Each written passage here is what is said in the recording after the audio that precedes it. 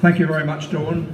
Fellow beer lovers, there's a new book coming out next month called Brew Britannia by inveterate bloggers Boak and Bailey. It's about the revival of good beer from the 1970s onwards. And amongst the many people they've interviewed for the book, there's a man called Christopher Hutt, who was not only the second national chairman of CAMRA, but was famous in his time for writing a book in the 70s called The Death of the English Pub. Now, Chris lived in Cheshire. When he grew up, he was surrounded by pubs serving good beer. Then he came to study in Norwich, and this is the 1970s. And he found, to his astonishment, there was only one pub in the whole of Norwich that served cask-conditioned beer in those days. Anybody know which pub that was? No?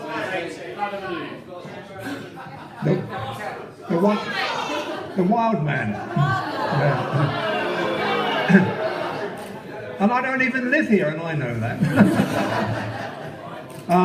The Wild Man's still going strong, I'm delighted to say. The beer they served is no longer with us. It was, dare I mention the word Ipswich in Norwich, but it was toddy-cobbled, long disappeared.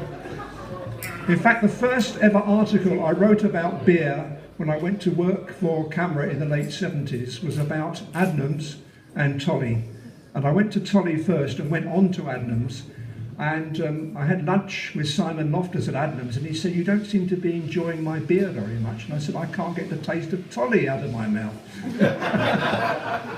Tolly in those days was infamous for the quality, if I can use the word in quote marks, of its beer.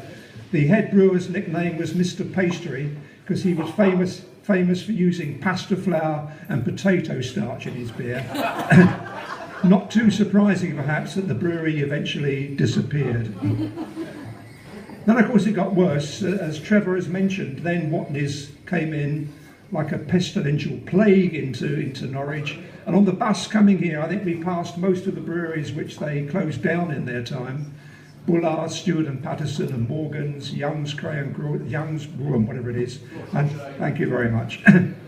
And they inflicted upon you, dear people, something called Norwich Bitter, brewed in that famous East Anglian citadel of Northampton.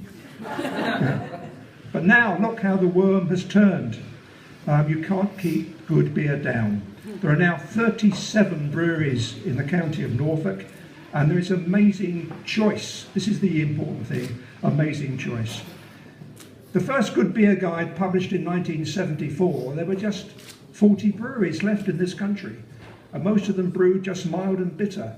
Today, look at the tremendous choice facing beer drinkers.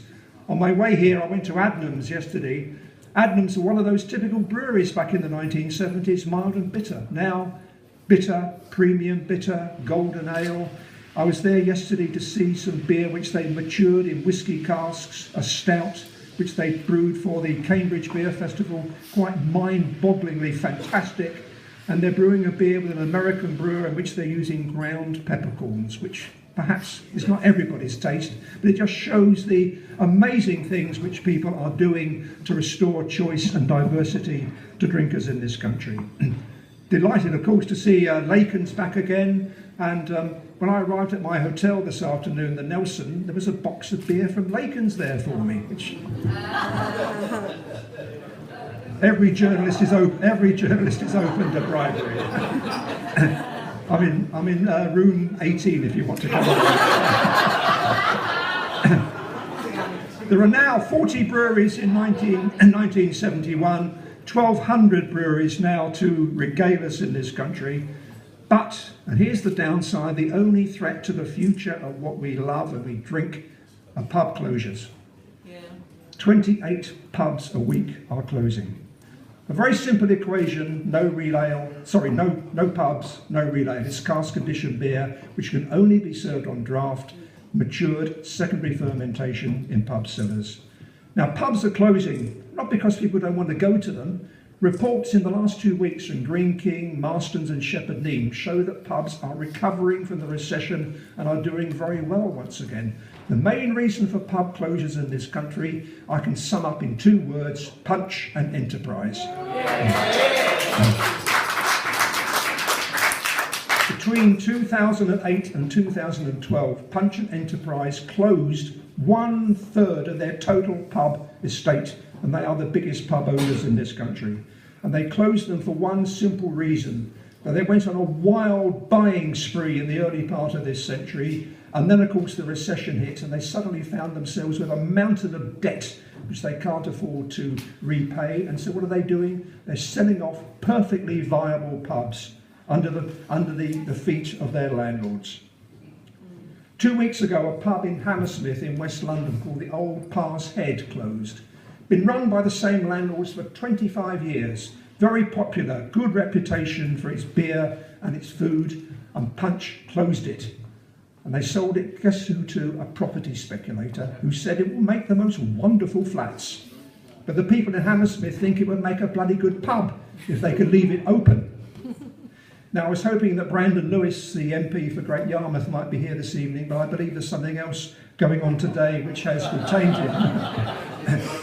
But I'd like to send a message, and I'm sure you'll support me in saying to Brandon, who works with Vince Cable, Vince, for goodness sake, make up your mind. What has happened to your report into the pub goes? Punch and Enterprise are not fit for purpose, and you have to do something to stop them destroying our pubs, our heritage, and our communities.